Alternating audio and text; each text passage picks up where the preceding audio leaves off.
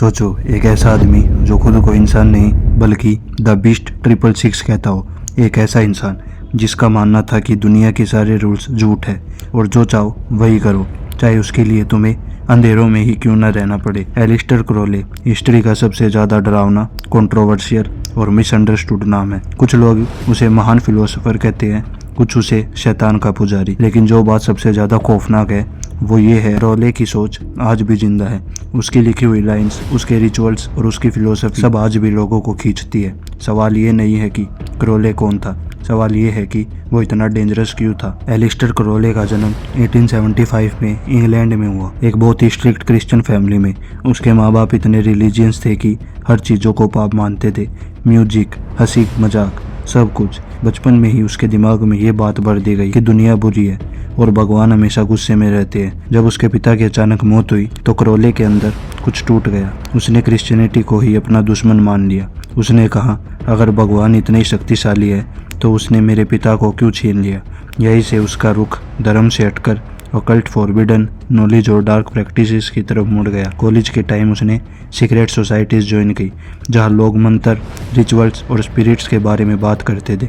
धीरे धीरे क्रोले को लगा कि नॉर्मल दुनिया उसके लिए नहीं बनी। 1904 में इजिप्ट में क्राउले ने दावा किया कि एक इनविजिबल एंटिटी आइवस ने उसे एक किताब लिखवाई, the book of the law.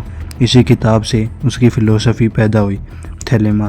Crowley की सबसे फेमस लाइन थी, do what thou wilt shall be the whole of the law. Hindi में मतलब, जो तुम्हारी असली इच्छाएं हो वही तुम्हारा धर्म है।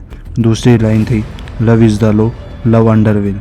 मतलब प्यार भी कानून है, सिर्फ तब जब वो तुम्हारी इच्छाओं के नीचे हो। सुनने में पावरफुल लगता है, लेकिन इसकी डार्क साइड ये थी कि राइट और रॉन्ग की सारी बाउंड्रीज मिटा दी गई। क्राउले के लिए ड्रग्स, रिचुअल्स सब स्पिरिचुअल टूल्स थे। उसने कहा कि शरीर और दिमाग को एक्सट्रीम तक ले जाकर ही सच्चाई मिलती है। इसी वजह से मीडिया ने उसे नाम दिया the wickedest man in the world. लोग उससे डरते थे पर उसके पीछे जाते भी थे।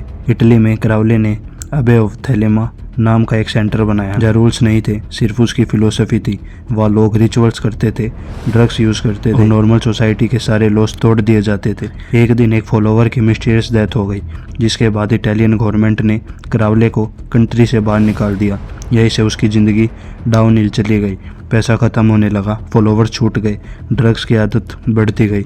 जो आदमी खुद को दुनिया का सबसे पावरफुल मैजिशियन मानता था, वो धीरे धीरे अकेला, बीमार और ब्रोक हो गया। लोग कहते हैं उसने दुनिया के सीक्रेट्स जान लिए, पर शायद उन सीक्रेट के बोझ को खुद नहीं झेल पाया। 1947 में एलिस्टर क्राउले की डेथ हो गई, शांत कमरे में, बिना शोर, बिना ताकत, बिना फॉलोअर्स।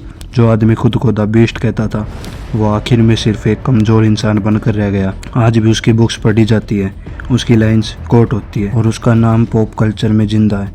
लेकिन असली सवाल ये है, क्या क्राउले ने सच में सच्चाई पाई, या फिर वो इतना आगे अंधेरे में चला गया कि वापस आने का रास्ता ही भूल गया। शायद एलिस्टर क्रोले की कहानी एक लेसन है। जब इंसान बिना लिमिट के पावर और फॉरबिडन नॉलेज के पीछे भागता है तो कभी कभी वो दुनिया को नहीं, खुद को ही खो देता है। कैसी लगी आपको आज की वीडियो, कमेंट करके ज़रूर बताना। मिलते हैं नेक्स्ट वीडियो में, सब्सक्राइब कर लो, बाय।